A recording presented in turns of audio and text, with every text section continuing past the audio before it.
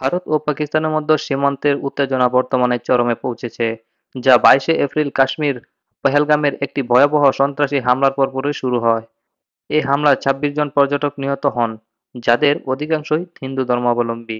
ভারতের হামলার জন্য পাকিস্তান ভিত্তিক লস্কর-ই-তৈবা গোষ্ঠীকে দাবী করছে, যদিও পাকিস্তান এই অভিযোগ অস্বীকার করেছে এবং নিরপেক্ষ আন্তর্জাতিক তদন্তের আহ্বান জানিয়েছে।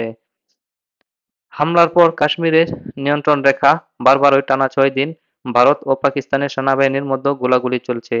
ভারতীয় সেনাবাহিনী জানিয়েছে, পাকিস্তানি সেনারা বিনা প্রয়োজনে ছোট অস্ত্রের গুলি চালিয়েছে, যার জবাবে ভারতীয় পাল্টা প্রতিক্রিয়া জানিয়েছে।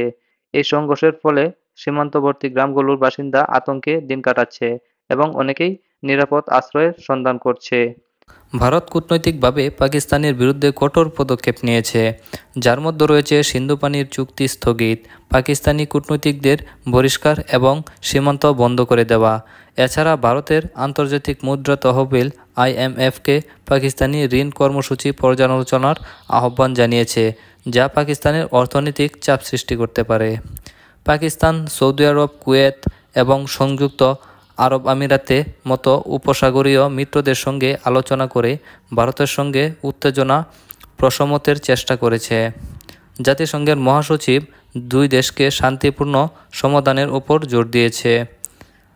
বর্তমান পরিস্থিতি অত্যন্ত সংবেদনশীল, যেমন যে কোনো ভুল পদক্ষেপ বড় ধরনের একটি সংঘাত আনতে পারে।